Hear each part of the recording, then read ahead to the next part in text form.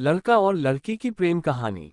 एक छोटे से गांव में, जहां सुबह की हवा में खेतों की मिट्टी की खुशबू और पक्षियों की चहचहाहट हर दिल को ताजगी से भर देती थी, वहां एक लड़का और लड़की की प्रेम कहानी शुरू हुई। लड़के का नाम आर्यन था और लड़की का नाम अनन्या। आर्यन गांव के एक साधारण किसान का बेटा था। वह निडर, परिश्रमी और अपने सपनों को लेकर दृढ़ था। वह पढ़ाई में बहुत तेज था और अक्सर गांव के बच्चों को पढ़ाने के लिए समय निकालता था। दूसरी ओर अनन्या गांव के मुखिया की बेटी थी। वह सुंदर, चंचल और विद्या की शौकीन थी। वह अपने पिता की लाडली थी, लेकिन उसे अपने अस्तित्व की पहचान खुद बनाने की ख्वाहिश थी। पहली मुलाकात। गांव के स्कूल में वार्षिक उत्सव का आयोजन था। आर्यन ने वहां बच्चों को नाटक के लिए तैयार किया था और अनन्या ने इस आयोजन में पहली बार भाग लेने का निश्चय किया। जब अनन्या ने मंच पर अपनी प्रस्तुति दी तो आर्यन उसकी प्रतिभा से प्रभावित हो गया। वहीं अनन्या ने देखा कि आर्यन न केवल एक अच्छे शिक्षक थे, बल्कि हर किसी के लिए प्रेरणा भी थे। उत्सव के बाद दोनों की पहली मुलाकात स्कूल के प्रांगण में हुई। आर्यन ने अनन्या की तारीफ की और अनन्या ने मुस्कुराते हुए धन्यवाद कहा।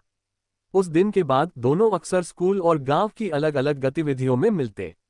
धीरे धीरे उनकी बातचीत गहरी दोस्ती में बदल गई।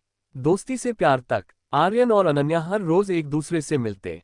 खेतों में घूमना, नदी किनारे बैठकर बातें करना और जीवन के सपनों को साझा करना उनकी दिनचर्या बन गई।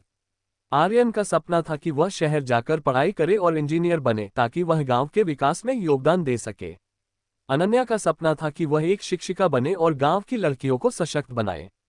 समय के साथ उनकी दोस्ती ने एक नया रूप ले लिया।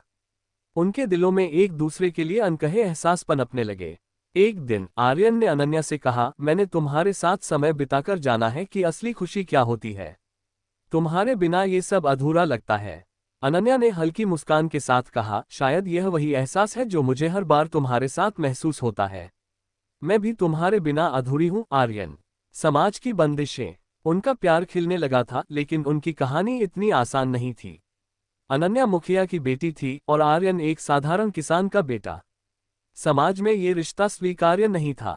मुखिया जी को जब इस बारे में पता चला तो वे आग बबूला हो गए। उन्होंने अनन्या को डांटते हुए कहा, तुम्हारा रिश्ता एक किसान के बेटे से, ये हमारी इज्जत के खिलाफ है। अनन्या ने पिता को समझाने की बहुत कोशिश की, पापा, प्यार जात पात नहीं देखता। आर्यन एक अच्छा इंसान है। वह मेरे सपनों को समझता है और मुझे आगे बढ़ने के लिए प्रेरित करता है। लेकिन मुखिया जी नहीं माने। उन्होंने अनन्या को घर से बाहर निकलने पर पाबंदी लगा दी। दूसरी ओर आर्यन के परिवार ने भी उसे समझाया, बेटा, हम गरीब लोग हैं, हमारे लिए ये रिश्ता मुश्किलें खड़ी कर सकता है। लेकिन आर्यन का प्यार सच्चा था। उसने तय किया कि वह अनन्या के लिए समाज की हर बाधा का सामना करेगा। बगावत और संघर्ष। आर्यन और अनन्या ने साथ रहने की कसम खाई। उन्होंने अपने सपनों को पूरा करने के लिए गांव छोड़ने का फैसला किया। एक रात जब पूरा गांव सो रहा था, वे चुपचाप निकल गए।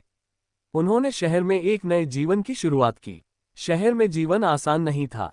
आर्यन ने पढ़ाई के साथ साथ एक पार्ट टाइम नौकरी की और अनन्या ने लड़कियों के लिए एक छोटे से कोचिंग सेंटर की शुरुआत की। दोनों ने एक दूसरे का सहारा बनकर हर कठिनाई का सामना किया। उनका प्यार उनकी सबसे बड़ी ताकत था। कुछ सालों बाद आर्यन ने इंजीनियरिंग की पढ़ाई पूरी कर ली और एक प्रतिष्ठित कंपनी में नौकरी पा ली। अनन्या का कोचिंग सेंटर भी सफल हो गया। अब वे अपने सपनों को साकार करने के साथ साथ अपने गांव लौटने की योजना बनाने लगे। घर वापसी और स्वीकार्यता। जब वे गांव लौटे तो स्थिति बदल चुकी थी। मुखिया जी अब उम्रदराज हो गए थे और समय ने उन्हें सिखा दिया था कि प्यार और साथ से बड़ी कोई चीज नहीं होती। उन्होंने अपनी बेटी और आर्यन को गले लगाते हुए कहा, शायद मैंने तब तुम्हारी भावनाओं को समझने में गलती की। अब मैं चाहता हूं कि तुम दोनों गांव के विकास में अपनी भूमिका निभाओ। आर्यन और अनन्या ने मिलकर गांव में शिक्षा और तकनीकी विकास की नई शुरुआत की। उन्होंने एक स्कूल और एक प्रशिक्षण केंद्र खोला, जहां गांव के बच्चों और युवाओं को नए अवसर मिले। प्यार की जीत। आर्यन और अनन्या की कहानी केवल एक प्रेम कहानी नहीं रही, ये समाज के लिए एक प्रेरणा बन गई। उन्होंने दिखा दिया कि सच्चे प्यार और समर्पण से हर बाधा को पार किया जा सकता है। उनका जीवन संदेश देता है कि प्यार केवल दो दिलों का मिलन नहीं, बल्कि एक दूसरे के सपनों को साकार करने का माध्यम भी हो सकता है।